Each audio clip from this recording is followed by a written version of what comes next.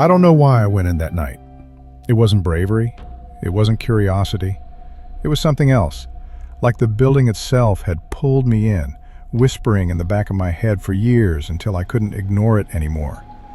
The abandoned hospital sat on the edge of town like a scar no one wanted to talk about. People drove past but never looked directly at it. I'd grown up hearing stories, kids daring each other to step inside, older teens saying they saw things moving in the windows, adults lowering their voices whenever it came up. They said it had been closed after a fire in the 70s, but the fire wasn't the whole story. There were rumors of patients disappearing, doctors who experimented, and entire wings that had been sealed off years before the fire. I never believed it, not until I pushed those doors open.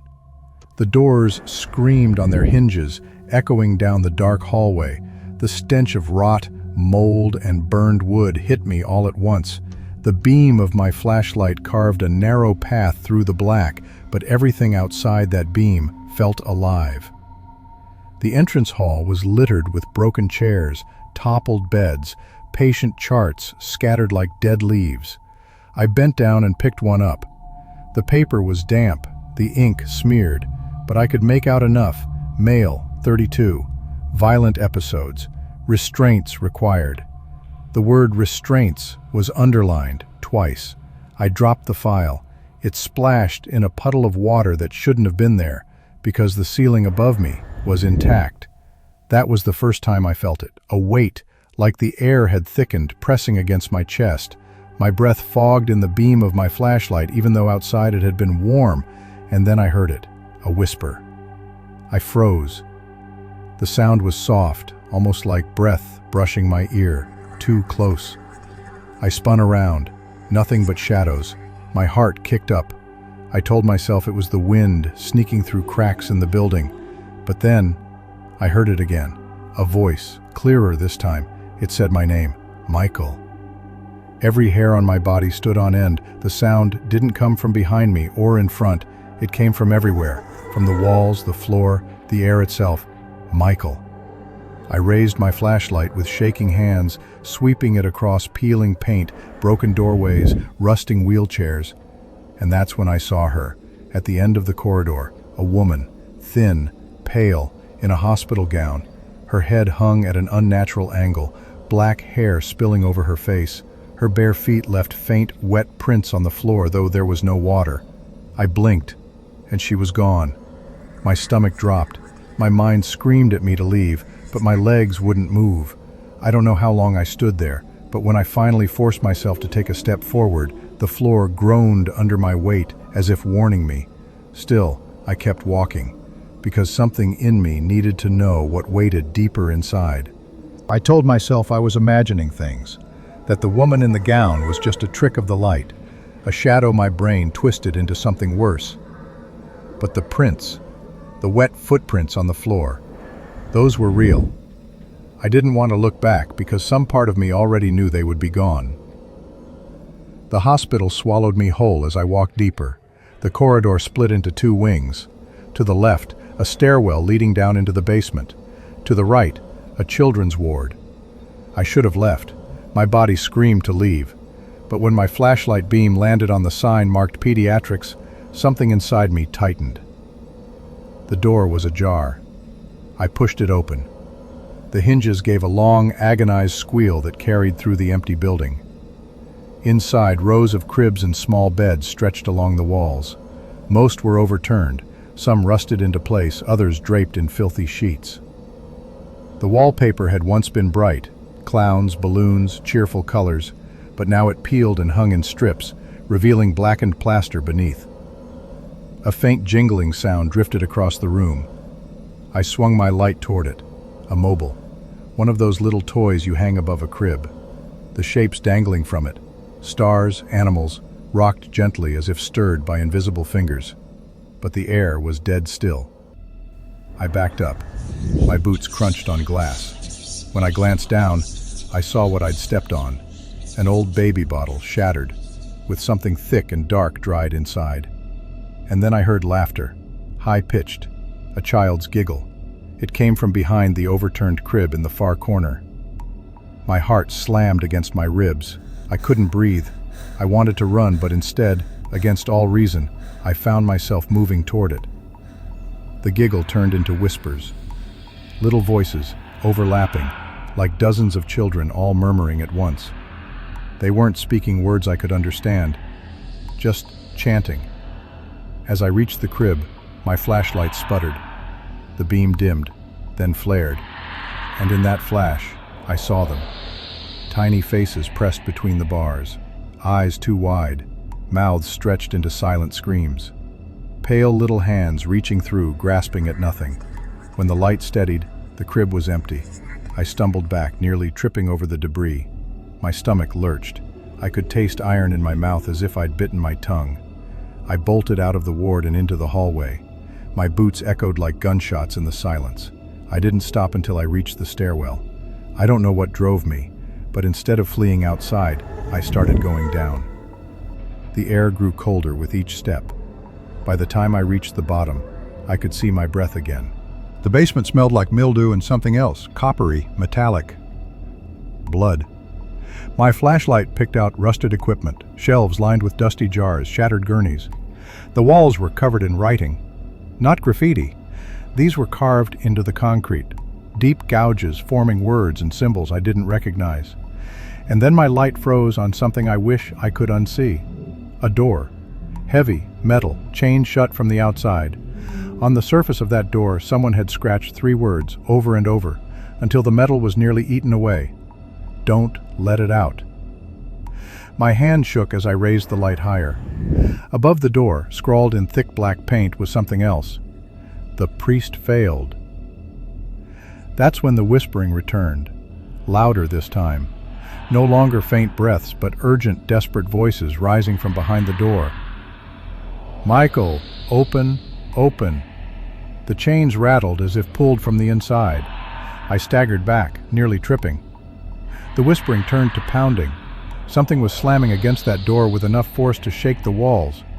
And for the first time since stepping inside that building, I realized something that nearly made me collapse.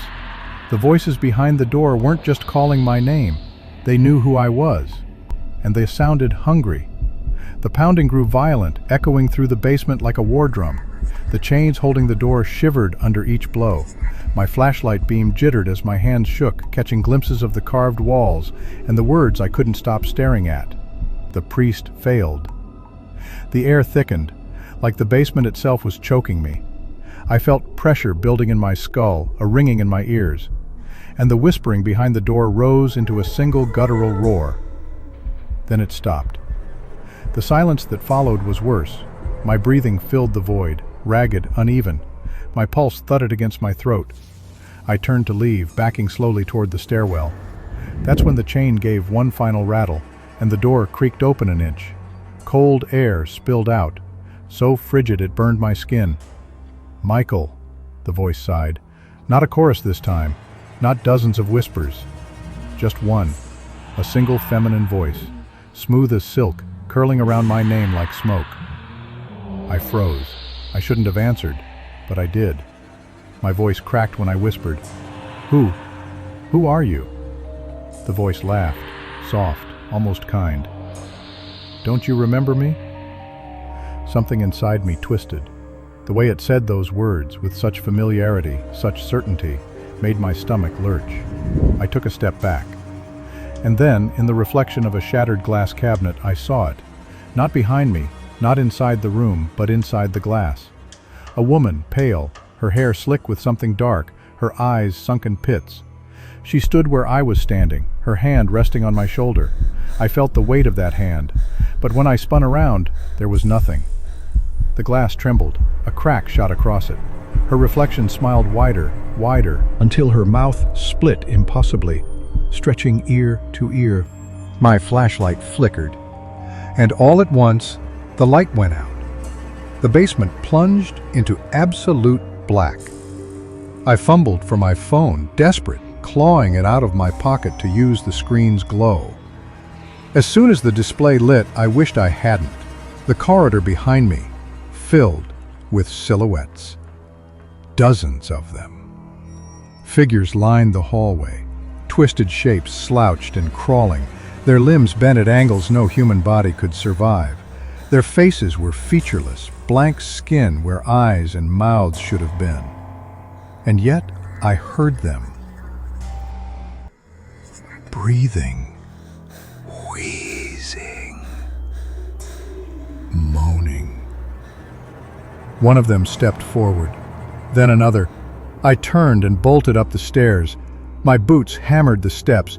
My lungs felt like they were collapsing. Behind me, I heard them moving, not footsteps, but the scrape of bone and flesh dragging along concrete. I reached the ground floor and sprinted for the exit. The main doors were in sight, chained shut just like the basement door. No. Desperate. No, no, no. I fumbled at the chains, pulling, tugging until my palms split open, and then, from behind me, her voice again. "You can't leave, Michael. Not yet." I turned.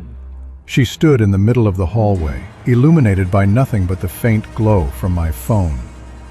The hospital gown hung from her in tatters, soaked in stains I didn't want to identify. Her head tilted at an impossible angle, but her eyes, those bottomless pits, locked onto me. I pressed myself against the doors. "What do you want from me?" I screamed. Her smile grew. "You came here. You opened the way. You belong to us now." The shadows surged forward, dozens of hands reaching, grasping. My vision blurred, my head pounding like it would burst. I could feel them inside my skull, whispering, scratching, pulling. And then, nothing. Silence. When I woke, I was outside, lying on the hospital steps. The chains were still on the doors. My flashlight lay beside me. My phone was dead. The sky had lightened with dawn. I staggered to my feet, my body shaking, my clothes damp with cold sweat. I stumbled to my car, got inside, and drove. I don't remember the road. I don't remember the turns. Just the feeling of getting farther away. But that night, when I finally collapsed into my own bed, I dreamed. And in my dream, I was back in that basement. The door still chained, the words still carved. The priest failed. Only this time, the chains were broken, and when I looked down at my hands, they were covered in rust and blood and something black dripping between my fingers. The whisper came again, curling through my skull. "You didn't escape, Michael. You never will." I woke screaming, clawing at my arms, convinced I could feel her hand still gripping my shoulder. And now, even as I record this, even as I try to convince myself it was just trauma, just hallucinations, I still hear her. Sometimes in the dark corners of my apartment. Sometimes when I'm driving past abandoned buildings. And sometimes when I'm drifting to sleep, I feel the weight of her hand on my shoulder again. The worst part isn't that she's still with me. The worst part is that deep down, I think she's right. I never left that hospital.